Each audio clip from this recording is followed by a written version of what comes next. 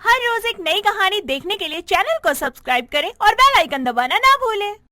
आशिका अपने प्यार कमल से शादी करने के लिए बहुत एक्साइटेड थी और आज कमल अपनी माँ मधुबाला के साथ उसे देखने आने वाला था।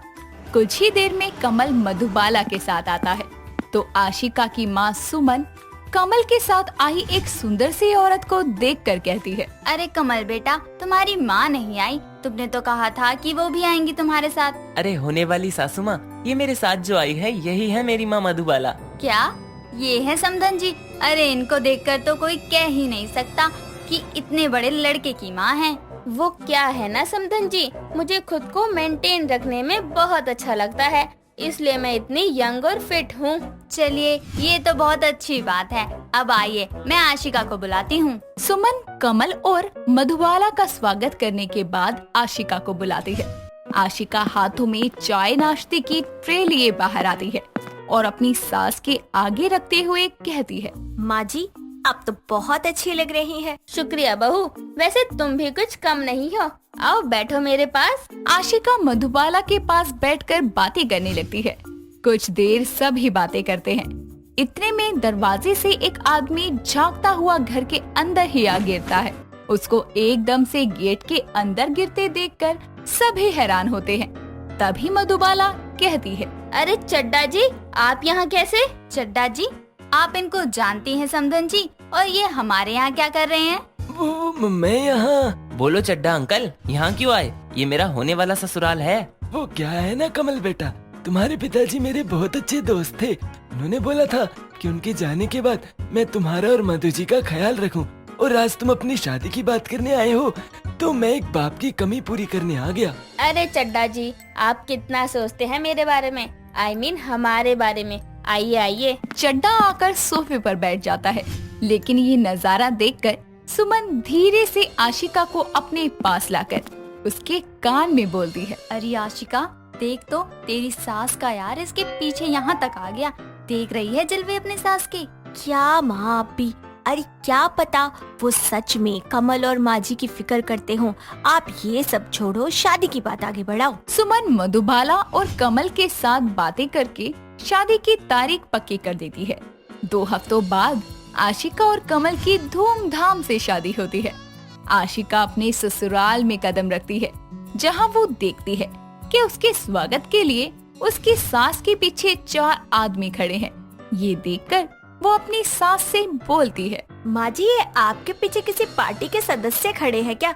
मतलब अक्सर तो औरतें ही ज्यादा दिखती हैं शादी के वक्त, लेकिन यहाँ बहू वो एक तो चड्डा जी ही हैं, उनसे तो तुम मिल चुकी हो। दूसरे शुक्ला जी हैं, एक शर्मा जी हैं और चौथे चौबे जी हैं। ये सारे तेरे ससुर जी और मेरे दोस्त हैं। उनके जाने के बाद ये लोग हर कदम पर मेरे साथ खड़े हैं। अब स्वागत में भी अकेली खड़ी रहती है तो अच्छा नहीं लगता, इसलिए मैंने इनको भी बुला लिया। हाँ बहू, हमें भी अपने ससुर जी की तरह समझो, क्यों मधुबाला जी? शर्मा जी की इस बात पर मधुबाला शर्माने लगती है। ये देखकर आशिका मन ही मन कहती है, यहाँ तो एक नहीं 4 लेकर घूम रही है मेरी सास। हे भगवान, बुढ़ी घोड़ी लाल लगाम। कमल और आशिका का बहुत अच्छे से स्वागत होता है, जिसके बाद दोनों अपने कमरे में आराम करने चले जाते हैं। ऐसे ही गुजरते वक्त के साथ आशिका अपने ससुराल को संभाल तो लेती है, लेकिन अक्सर उसके घर में उसकी सास के 4 यार डेरा जमाए बैठे रहते थे,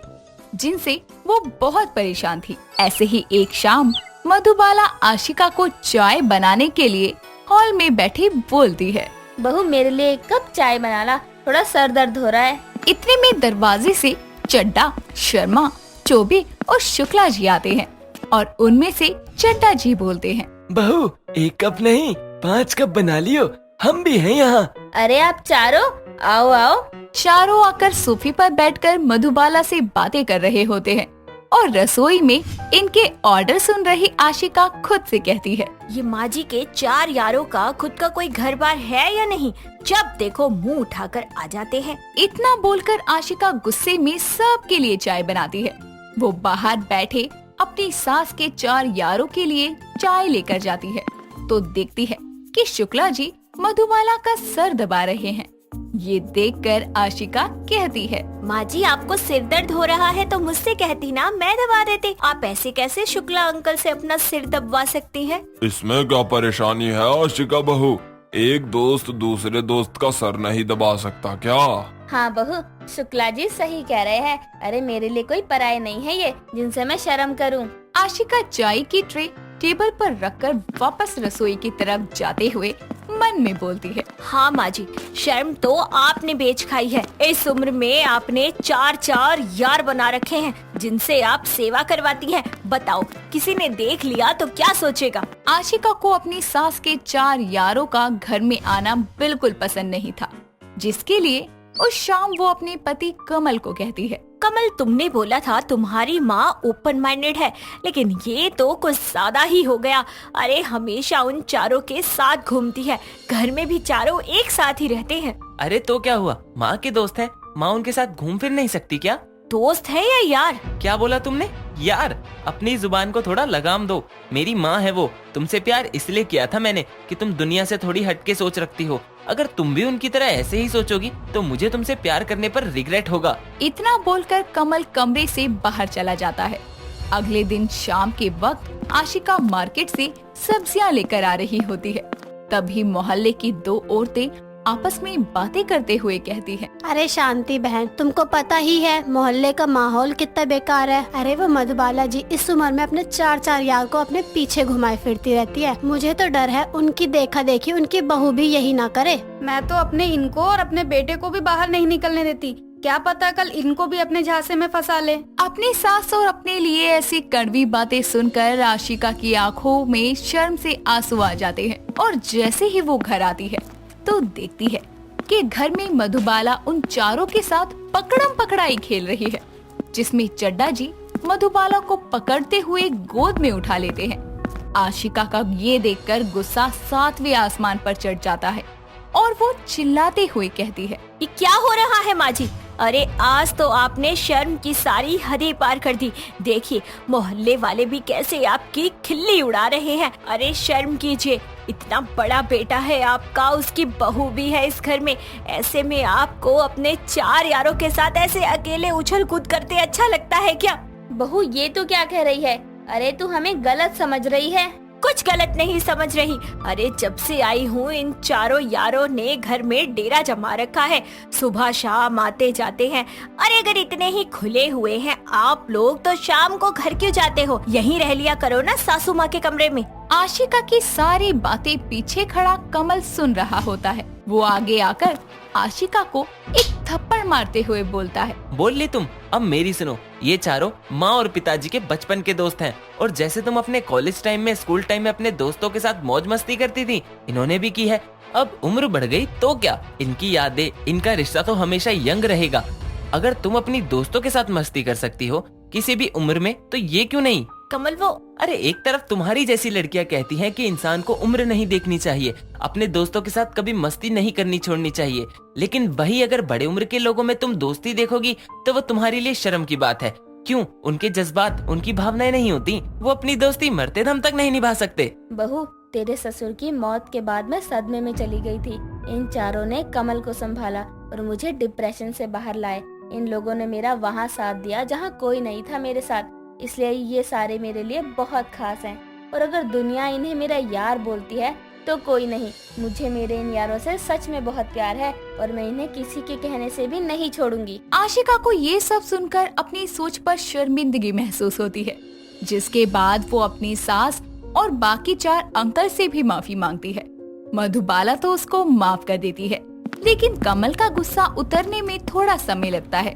लेकिन वक्त के साथ सब ठीक हो जाता है। मधुबाला यूं ही 4 यारों के साथ मस्ती करती रहती है और आशिका को भी अब इस चीज से कोई दिक्कत नहीं होती।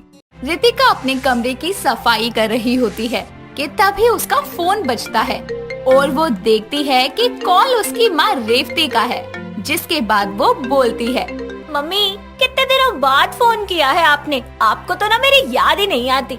अच्छा जी, बोल तो ऐसे रही है जैसे तुम मुझसे रोज वीडियो कॉलिंग पे बात करती रहती है।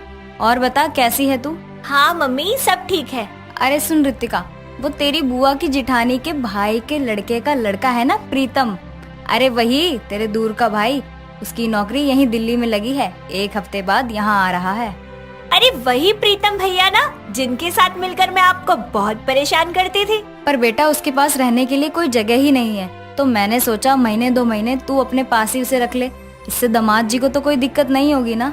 अरे माँ, दिक्कत कैसी, आखिर मेरा भाई उनका भी तो साला है।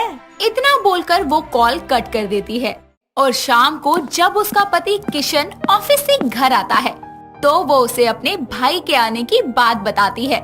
ये सुनकर वो बोलता है, जहाँ तक मुझे पता है तुम तो सासू माँ की इकलौती बेटी हो, फिर ये मेरा साला कब पैदा हो गया? अरे साला नहीं, दूर का साला। ये मेरी बुआ की जेठानी के भाई के लड़के का लड़का है, मतलब मेरा दूर का भाई। तो दूर के भाई को पास आने की क्या खुजली हो रही है? क्या किशन, इतने दिनों बाद तो मेरा भाई आ रहा है, उसमें भी तुम्हें मिर्चियाँ लग रही हैं। अरे 2 महीने की ही तो बात है, यूं ही हंसते खेलते चुटकी बजाते बीत जाएंगे देखना। और वैसे भी हंसते खेलते घरों में ही रिश्तेदार आते हैं। ये औरत 2 महीने तो ऐसे बोल रही है जैसे 2 दिन की बात हो।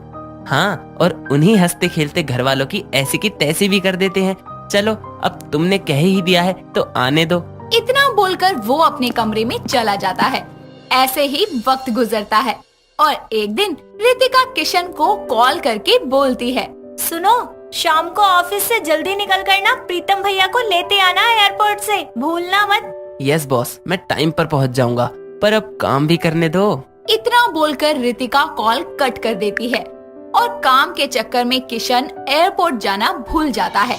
जिसके बाद ऑफिस से निकलते वक्त उसे याद आता है और वो खुद से बोलता है, ओह शिट यार, मैं तो एयरपोर्ट जाना ही भूल गया। कुछ सोच किशन, कोई बहाना तो बनाना ही पड़ेगा, नहीं तो आज तेरी अच्छे से लंका लग जाएगी।